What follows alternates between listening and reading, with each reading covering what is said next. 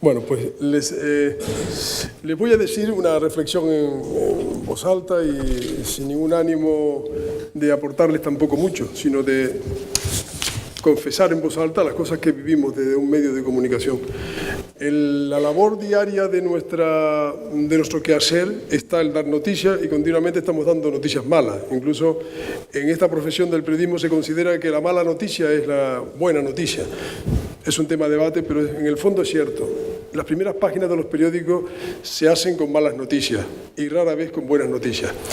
Y en el quehacer diario, cuando se aborda la enfermedad del cáncer, nosotros estamos continuamente manejándonos entre lo que es la sensación, el efecto en la opinión pública de lo devastador de esta enfermedad y en qué medida sí puedes contribuir a que sea lo más positivo, beneficioso, pedagógico, didáctico, en fin, y útil para la gente que consume información y que lo que está en ese momento consumiendo son malas noticias de este tenor.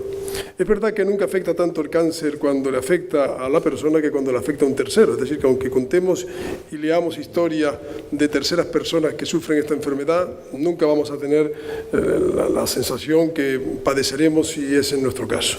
Pero no deja de ser cruel. Pero también es cierto que, sobre todo en la era digital, las noticias que tienen que ver con enfermedades crueles que acaban con la vida de las personas, de los niños, de los seres que uno prefiere proteger, no sé por qué razón son virales, se convierten en noticias de un gran consumo masivo. Y uno piensa que el ser humano tiene en el fondo oculto un pequeño demonio que le invita a esta curiosidad. Pero en el lado más positivo de la información sobre el cáncer, la reflexión que nos hacemos, yo creo que casi todos los periodistas, es que esto se trata de un poco ayudar a resolverlo, no solo a contar lo que le ocurre a una persona que de pronto pierde el norte de la vida, tiene, en fin, por delante el reloj, le apura las horas de su existencia y nos refosilamos en esa información. Y ahí viene lo de la prevención, ¿no? Todo lo que sea informar, y lo hacemos desde hace mucho tiempo, desde el gran debate sobre si fumar producía cáncer o no, yo creo que todos hemos sido coherentes en divulgar información preventiva para evitar que efectivamente estos hábitos, malos hábitos, generen una enfermedad tan tremenda. Pero hemos ido descubriendo otras posibles causas del cáncer sobre las que informamos. Algunas son absolutamente inéditas. Hace muy poco, en este verano, nosotros asistíamos a una información que nos sorprendió y tuvimos el debate a propósito del tema del cáncer, si publicarla o no. Ustedes vivieron como nosotros que en el verano del que estamos todavía saliendo, porque las temperaturas siguen pareciéndose al verano, hay todavía un bloom masivo de microalgas en nuestras costas. Y lo que parecía una información absolutamente inofensiva, de pronto descubrimos, informándonos, que contenía, informándonos con información veraz, es decir, incontestable de los propios técnicos del gobierno, que comunicaron al gobierno que esas microalgas podían producir cáncer de hígado. Y los propios técnicos lo avalaban porque en congresos que habían celebrado habían llevado el resultado de una investigación hablando de que ese tipo de microalgas que teníamos en nuestras costas, que son las trichodesmios, que son muy concretas, producen cáncer de hígado. El gobierno lo omitió, lo guardó, lo ocultó, no se lo comunicó a la población y cuando nosotros vimos la información, pues teníamos el gran dilema. Si lo contabas y alarmabas a la gente, probablemente, o lo ocultabas como hizo el gobierno. Nuestra sensación fue procurar confirmar hasta sus últimos extremos que esa noticia era cierta, es decir, que el contacto determinado y en qué condiciones con esas microalgas que infectaban nuestras playas y que la gente no sabía nada. Yo veía que en las playas pues veían la mancha marrón y bueno, algunos se bañaban, otros no había ni siquiera una orden taxativa de cerrar la playa, si era o no peligroso para la salud. Y el debate finalmente se concluyó que sí era peligroso potencialmente y la opinión pública debe saberlo incluso igual que un enfermo de cáncer recibe la mala noticia el día fatídico en que el médico se la comunica. Y lo informamos. Durante mucho tiempo dimos toda la información con todos los matices, informando y educando a la gente el riesgo potencial de que esas microalgas podían producir, según los técnicos del gobierno, desde hacía muchos años, desde el año 2004, cáncer de hígado. Y que, por tanto, ante esa evidencia, pues tuvieran precaución. Si el gobierno no se los pedía, nosotros sí se los pedíamos a la gente. Ese debate ha durado 3 meses. Y efectivamente nosotros se nos ha acusado de alarmistas, ¿no? Evidentemente el gobierno no ha querido admitir nunca que que cometió una felonía ocultando a la opinión pública ese tema. Pero el deber de un periodista no solo es alarmar con la mala noticia, que es lo fácil, sino educar con las buenas y con las malas. Y para las buenas y para las malas. Bueno, eso es un caso puntual, pero lo cierto es que en el día a día nosotros estamos asistiendo a noticias continuamente que nos anuncian riesgos, el cambio climático, los problemas que nos afectan en la dieta, en fin, las dietas milagrosas. Todos tratan un poco de educarnos en el beneficio de la salud, unos con buena y otros con mala información. Es dificilísimo acertar y contar a la opinión pública, crean en esto, que esto le ayudará a su salud, le ayudará a combatir, prevenir, superar los riesgos de enfermedades como esta. Pero lo hacemos todos los días, en esa especie de vértigo de circular por un alambre en el que la verdad, la mentira y la falsificación en estos tiempos de fakes y de falsas noticias es difícil que acierte siempre, pero lo procuramos. Es un riesgo de una profesión que tiene conciencia de que tiene un gran impacto en la opinión pública. En nuestro caso, en el diario de aviso tenemos un medio de papel y otro que es digital, y sabemos que tenemos un impacto inmediato en la información que emitimos, porque en las redes sociales se consume masivamente la información. El cáncer, como dije al principio, atrae, es viral, es cruel para la información tener que acudir a ese tema para conseguir tráfico. Nosotros no procuramos conseguir tráfico de navegantes en la web con estas noticias, pero procuramos aprovechar una noticia que afecta a alguien muy conocido y que pueda tener un impacto positivo en la gente para entonces contar su historia. Como contamos las historias de las enfermedades raras, que son noticias de las que se ocupan poco los medios y que lo hacemos porque sabemos que hay un problema humano detrás.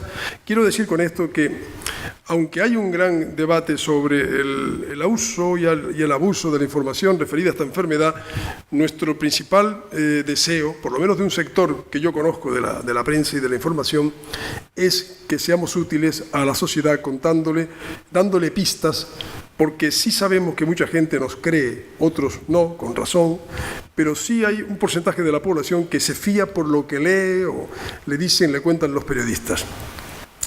Yo siempre pensé que la palabra cáncer es mala y que, por tanto, quizá una de las primeras cosas que habría que hacer es borrarla y cambiarla por otro. Hay un compañero periodista veterano, muy veterano, que un día me dijo que a partir de una determinada edad sería bueno para las personas mirarse en el espejo todos los días y decirse voy a morir, porque eso te produce de alguna manera una percepción real de que tienes que disfrutar de la vida. Como decía antes, que me precedió en el uso de la palabra Juan, sobre de que la noticia de la muerte la sabemos todos desde que tenemos uso de razón y tratamos de alargar el momento final. Pero eso de recordar que todos morimos y por tanto nacemos con un cáncer, llámese como se quiera, inevitable y ecuménico, de que la vida tiene los días contados, quizá la palabra es mala. A mí me produce un efecto negativo y por eso digo que si tuviéramos la oportunidad de cambiarla, de hacerla más difusa o de incluso buscarle un aspecto positivo, bienvenido fuera, porque ya la palabra tiene un efecto negativo en sí misma. La mala noticia que ustedes, los médicos profesionales sanitarios, comunican a la gente cuando padecen esta enfermedad y le tienen que decir que, bueno, usted ha contraído un cáncer, hay, siempre lo pensé, muchas maneras de contarlo. Igual que nosotros hacemos el esfuerzo por no usar y abusar del término sabiendo que atrae la atención, porque eso es mezquino, yo sí creo que también el mismo hábito de la información que los profesionales de la medicina deben asumir, debe contemplar el lado humano. Yo creo que hay todavía un debate entre los profesionales de la medicina sobre cómo comunicar al paciente que sufre un cáncer. Tiene todo el derecho a saber que padece una enfermedad que le puede costar la vida. Hubo una época en que los médicos preferían comunicárselo a los familiares, no a la persona afectada. Yo pienso que no, que a la persona hay que decirle la verdad, y eso de ocultarle un poco lo que le pasa por aquello del sentido paternalista de que no sufra, no es el modo. Sí creo que lo importante es cómo se comunica esa noticia y cómo se va comunicando el desarrollo de la enfermedad. Porque en el curso del cáncer hemos vivido nosotros casos muy conocidos en la vida social, política de esta comunidad, de personas con cáncer que iban intentando sobrevivir y que al final les produjo la muerte.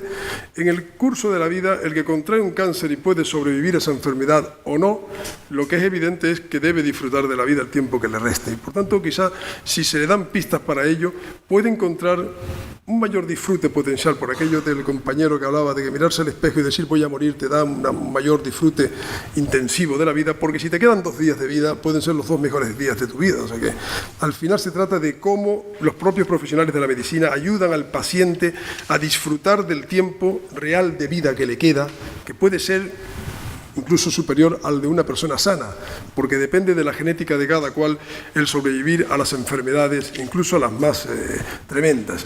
Yo le contaba a Mainar que en el caso familiar mío, mi padre contrajo un Parkinson que no se sabe por qué el Parkinson se quedó en el camino y le anunciaron un Alzheimer que tampoco se manifestó y que yo siempre atribuí a su capacidad genética de supervivencia. Ahora tiene 91 años y seguramente él tiene una genética que le permite combatir esas enfermedades. Si el médico le dice usted va a tener Parkinson, Alzheimer y usted va a ser un desecho humano, pues posiblemente se le hubiera fastidiado la vida. A él le iban contando las noticias y yo estaba delante y él se las tomaba un poco a broma, decía, bueno, pues ya veremos si llega y evidentemente pues las iba superando. Luego, el lado humano y psicológico, que posiblemente Juan me confirme, de cada persona individual opera en esto. Y yo creo que, si de algo sirve, yo les digo que ustedes desde el lado de la información creemos que el modo de dar las noticias y el modo de administrarlas con el paciente es fundamental. No todas las personas son iguales, no todos los que padecen cáncer lo padecen igual. Yo tengo una amiga que está superando un cáncer y es voluntaria y cree que no tiene cáncer, y bueno, y es su derecho a superarlo de esa manera, sabiendo que efectivamente su enfermedad es real, pero es verdad también que cada persona tiene una potencialidad para combatir los mayores males que padezca.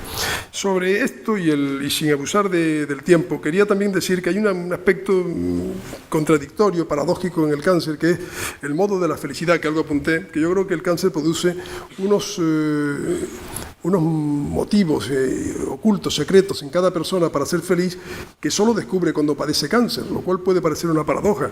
Pero hay personas que viven sin conocer o desconociendo que gozan de salud y por tanto no son felices como consecuencia de su salud, y sin embargo cuando le comunican que tiene un cáncer comienzan a ser felices porque descubren que la vida tiene un valor inmenso para ellos y para ellas, y encuentran y descubren gozos que antes desconocían o que no reparaban, de manera que hay un lado realmente positivo en el cáncer, que es la felicidad que produce. Igual que hay también aspectos positivos de una enfermedad tan tremenda y nefasta como esta en el aspecto estético, es decir, la especie de belleza del cáncer. Personas obesas que de pronto adelgazan como consecuencia de su enfermedad y que se encuentran más guapos y más guapas y disfrutan de esa belleza el tiempo que les dura hasta que posiblemente les produce la muerte o las superan y recuperan una figura y un look que desconocían en su vida. Todo tiene sus lados positivo y negativo, y no se trata solo de maquillarlo para intentar quitarle dramatismo a un hecho real. Una guerra es una guerra, un cáncer es un cáncer. Por tanto, la muerte es la muerte. Y finalmente, no sé si me quedan unos minutos, les quería apostillar.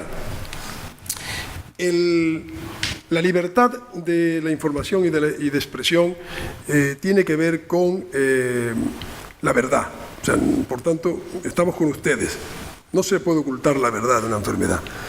Pero también es verdad que la libertad de cada persona es aceptarla o no aceptar la verdad. Hay gente que vive instalado en un modo de concepción del mundo que no es el común.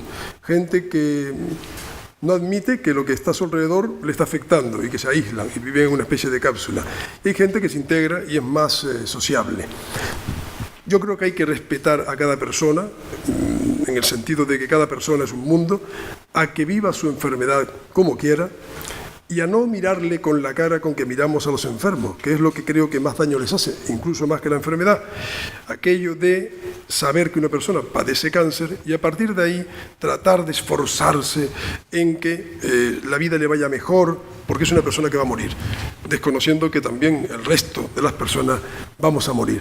Quizá una de las cosas más difíciles es enseñarle a la gente que no tiene cáncer a mirar a los que padecen la enfermedad con toda la naturalidad del mundo y sin excesivo paternalismo, porque quizá lo que más daño les hace no es la enfermedad, sino ese trato que en el fondo es un maltrato psicológico. Y por último, darle las gracias por haberme invitado. Muchas gracias.